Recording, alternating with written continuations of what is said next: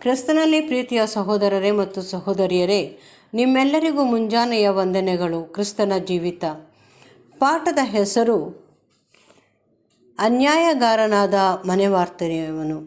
Reference ಪುಟ 2715, ಪುಟದ ಸಂಖ್ಯೆ 53.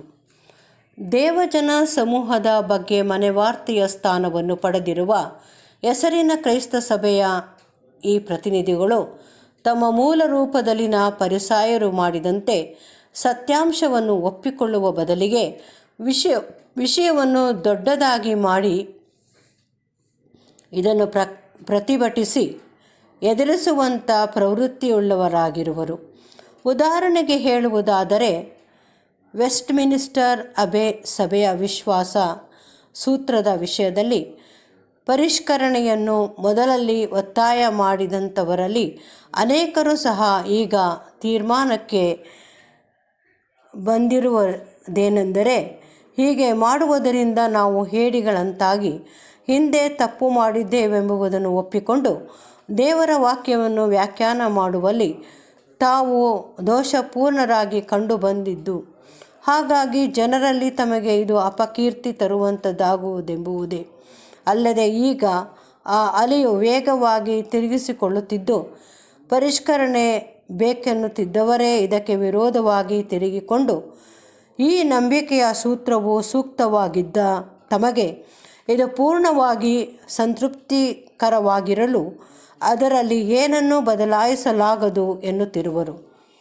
ಜನರಲ್ಲಿ ತಾವು ಬಹು ಶ್ರೇಷ್ಠರೆಂದು ಎಣಿಸಲ್ಪಡಲು ಕಾತುರವುಳ್ಳವರಾಗಿದ್ದು, ತಾವು ಯಾವಾತನಿಂದ ಮನೆವಾರ್ತೆಯ ಕೆಲಸವನ್ನು ಪಡೆದಿರುವೆಂಬುದನ್ನು ಮತ್ತು ಆತನು ಇದನ್ನು ತಮ್ಮಿಂದ ತೆಗೆಯಲಿರುವನೆಂಬುದನ್ನು ಅವರು ಮರೆತಂತೆ ಕಾಣುವುದು. ಸುವಾರ್ಥ ಯುಗದಲ್ಲಿನ ಮನೆವಾರ್ತೆಯ ಈ ವರ್ಗದವರಿಗೆ ಸೂಕ್ತವಾದ ಮಾರ್ಗವು ಯಾವುದು? ನಮ್ಮ ಉತ್ತರ ಅವರಿಗೆ ಇರುವ ಸೂಕ್ತವಾದ ಮಾರ್ಗವೇನೆಂದರೆ, ಅದು ನಮ್ಮ ಕರ್ತನು ಯೆಹೂದ್ಯರ ಮನೆವಾರ್ತೆಯವರಿಗೆ ಶಿರಸ್ಸು ಮಾಡಿರುವಂಥದ್ದೇ. ಅದೇನೆಂದರೆ, ಅವರು ನಂಬಿಕೆಯ ಸೂತ್ರಗಳಲ್ಲಿರುವ ತಪ್ಪುಗಳನ್ನು ಹಾಗೂ ದೇವವಾಕ್ಯಗಳನ್ನು ಪ್ರತಿಪಾದಿಸುವ ಪ್ರಯತ್ನದಲ್ಲಿ ತಮ್ಮದೇ ಆದ ಲೋಪದೋಷಗಳನ್ನು ಅಲ್ಲದೆ, ಹಿಂದೆ ದೈವೋಕ್ತಿಗಳನ್ನು ಸರಿಯಾಗಿ ಬಳಸುವಲ್ಲಿಯೂ ಮತ್ತು ಅಮೂಲ್ಯವಾಗಿಯೂ ಉತ್ಕೃಷ್ಟವಾಗಿಯೂ ಇರುವ ವಾಗ್ದಾನಗಳನ್ನು ಸೂಕ್ತವಾಗಿ ಅನ್ವಯಿಸುವಲ್ಲಿಯೂ ತಾವು ವಿಫಲಗೊಂಡಿರುವುದನ್ನು ಜನರ ಎದುರಿನಲ್ಲಿ ಅವರು ಪ್ರಾಮಾಣಿಕವಾಗಿ ಒಪ್ಪಿಕೊಳ್ಳುವುದೇ.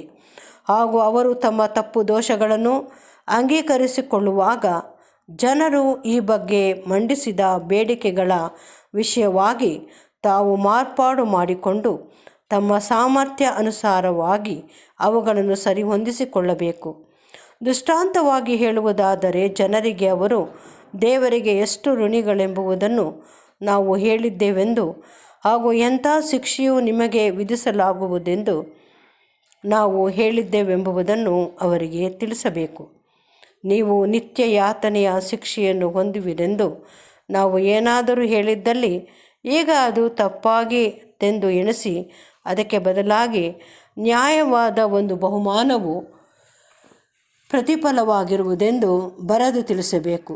ನೀವು ದಶಾಜ್ಞೆಗಳಲ್ಲಿ ಸೂಚಿತವಾದ ಯೆಹೂದ್ಯರ ಧರ್ಮಶಾಸ್ತ್ರವನ್ನು ಅನುಸರಿಸುವ ಹಂಗಿನಲ್ಲಿದ್ದೀರೆಂದು ಹಾಗೂ ಇವುಗಳನ್ನು ಪರಿಪೂರ್ಣವಾದ ರೀತಿಯಲ್ಲಿ, ಅಂದರೆ ಅವುಗಳನ್ನು ಅಕ್ಷರಶಃ ಮತ್ತು ಒಳಾರ್ಥಗಳ ಅನುಸಾರವಾಗಿ ಕೈಕೊಂಡು ನಡೆಯದಿದ್ದಲ್ಲಿ ನಿಮಗೆ ನಿತ್ಯ ಜೀವದ ನಿರೀಕ್ಷೆ ಇರುವುದಿಲ್ಲವೆಂದು ನಾವು ಬೋಧಿಸಿದ್ದಲ್ಲಿ, ಅದನ್ನು ಬದಲಾಯಿಸಿಕೊಂಡು ನಿಮ್ಮ ವಿಶ್ವಾಸ ಸೂತ್ರಕ್ಕೆ ತಿದ್ದುಪಾಟಿ ಮಾಡಿ ಇದಕ್ಕೆ ಬದಲಾಗಿ ಹೊಸ ಒಡಂಬಡಿಕೆಯ ಅನುಸಾರವಾಗಿ ದೇವರು ತನಗೆ ಪ್ರತಿಷ್ಠಿತರಾದವರು ನಡೆಸಿದ ಬಹು ಅಪರಿಪೂರ್ಣವಾದ ಕೃತ್ಯಗಳನ್ನು ಅಂಗೀಕರಿಸಿಕೊಂಡು ಅವರು ಅರ್ಪಿಸಬಹುದಾದ ಉತ್ತಮವಾದ ಕೃತ್ಯಗಳೆಂದು ಪರಿಗಣಿಸಿ ಅವುಗಳನ್ನು ಅವರು ತಮ್ಮನ್ನು ಪ್ರೀತಿಸಿದಾತನು ಹಾಗೂ ತಮ್ಮನ್ನು ತನ್ನ ಸ್ವಂತ ರಕ್ತದಿಂದ ಕೊಂಡುಕೊಂಡಾತನು ಕ್ರಿಸ್ತನು ಮಾಡಿದ ಯಜ್ಞದ ಫಲದ ಮೂಲಕವಾಗಿ ಮತ್ತು ಆತನ ಹೆಸರಿನಲ್ಲಿ ಅರ್ಪಿತವಾದವುಗಳೆಂದು ಪರಿಗಣಿಸುವನೆಂದು ತಿಳಿಸಬೇಕು.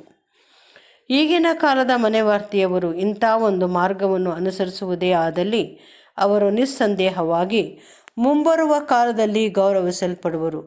ಆದರೆ ತಮ್ಮ ಈಗಿನ ಮಾರ್ಗವನ್ನು ಅನುಸರಿಸುವುದು ಅವರನ್ನು ಕಪಟಿಗಳು ಮತ್ತು ದಾರಿ ತೋರಿಸುವ ಕುರುಡರು ಎಂದು ಎಣಿಸಿ ಅವರನ್ನು ನಿರಾಕರಿಸಲ್ಪಡುವ ಸಮಯವು ಖಂಡಿತವಾಗಿ ಬರುವುದು.